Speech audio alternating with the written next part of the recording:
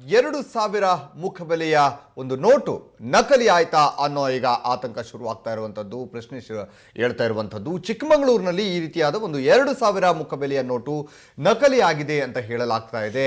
ಆ ನೋಟಿನಲ್ಲಿ ಒಂದು ಕಡೆ ಇರುವಂತಹ ಅಶೋಕ ಒಂದು ಚಿತ್ರ ಏನಿದೆ ಅದರಲ್ಲಿ ಅರ್ಧ ಕಟ್ಟಾಗಿರುವಂಥದ್ದು. ಇದಕ್ಕಾಗಿ ಅಲ್ಲಿ ಅದನ್ನು ನಕಲಿ ಆಗಿದೆ ಅಂತ ಹೇಳಲಾಗ್ತಾ ಇರುವಂಥದ್ದು. ಹಾಗಾಗಿ ಆ ನೋಟನ್ನು ಪೊಲೀಸರಿಗೂ ಕೂಡ ಒಪ್ಪಿಸಲಾಗಿದೆ. ಅವರು ಕೂಡ ಗೊಂದಲದಲ್ಲಿದ್ದಾರೆ.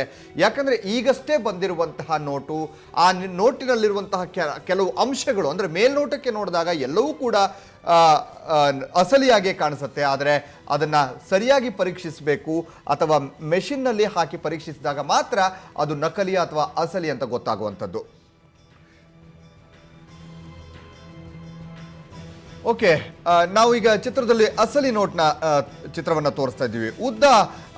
ಉದ್ದ ಅಗಲವನ್ನು ತೋರಿಸ್ತಾ ಇದ್ವಿ. ಅದರಲ್ಲಿ ಹಾಗೆ ಬಲಭಾಗದಲ್ಲಿ ಇದರ ಬಣ್ಣ ಕೂಡ ಪಿಂಕ್ ಆಗಿರುವಂಥದ್ದು, ಪಿಂಕ್ ಬಣ್ಣದ ಒಂದು ನೋಟ್ ಇರುವಂಥದ್ದು. ಹೊಸ ನೋಟು ಹೇಗಿರುತ್ತೆ, ಅಸಲಿ ನೋಟ್ ಹೇಗಿರುತ್ತೆ ಅನ್ನೋದನ್ನು ನಾವು ತೋರಿಸ್ತಾ ಇದ್ವಿ. ಬಲಭಾಗದಲ್ಲಿ ಗಾಂಧೀಜಿ ಹಾಗೆ ಅಶೋಕ ಚಕ್ರ ಕೂಡ ಇರುತ್ತೆ. ಇದರ ಉದ್ದ 66 ಮಿಲಿಮೀಟರ್ ಇರುತ್ತೆ. ಹಾಗೆ ಅಗಲ 166 ಮಿಲಿಮೀಟರ್ ಇರುವಂಥದ್ದು. ಇದನ್ನೆಲ್ಲ ನಾವು ಗಮನಿಸಿ ನಕಲಿ ನೋಟ ಅಥವಾ ಅಸಲಿ ನೋಟ ಅನ್ನೋದನ್ನ ಗುರುತಿಸಬಹುದು. ಬಲಭಾಗದಲ್ಲಿ ಗಾಂಧೀಜಿ, ಅಶೋಕ ಚಕ್ರ, ಎಲೆಕ್ಟ್ರೋಟೈಪ್ ವಾಟರ್ ಮಾರ್ಕ್ ಕೂಡ ಇರುತ್ತೆ. ಇದನ್ನ ಗಮನಿಸ್ಕೊಳ್ಬೇಕಾಗತ್ತೆ. ನಾವು ಹೊಸ ನೋಟ್ಗಳಲ್ಲಿ ಇದನ್ನ ಗಮನಿಸಲೇಬೇಕಾಗತ್ತೆ. ಈ ಎಲ್ಲ ಅಂಶಗಳು ಅದರಲ್ಲಿ ಇದೆಯಾ ಅಂತ. ಇನ್ನು ನೋಟು ಮುದ್ರಣದ ವರ್ಷ ಕೂಡ ಎಡಭಾಗದಲ್ಲಿರುವಂಥದ್ದು, ಯಾವ ವರ್ಷ ಇದನ್ನ ಮುದ್ರಣ ಆಗಿದೆ ಅಂತ. ಮತ್ತೆ ಎಡಭಾಗದಲ್ಲಿ ಭಾರತ ಮತ್ತು RBI ಮತ್ತೆ 2,000 ಅನ್ನುವ ಅಂಕಿಗಳು ಕಾಣುವಂಥದ್ದು.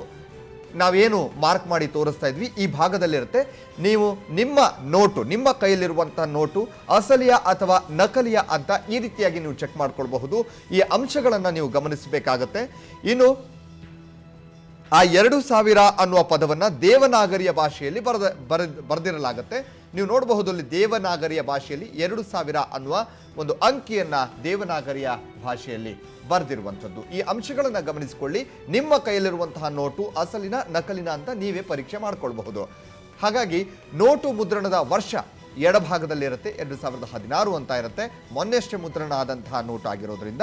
ಅಲ್ಲದೆ ಗಾಂಧೀಜಿಯ ಕನ್ನಡಕದ ಚಿತ್ರ ಕೂಡ ಅದೇ ಭಾಗದಲ್ಲಿ ಕೆಳಭಾಗದಲ್ಲಿ ಇರುವಂಥದ್ದು.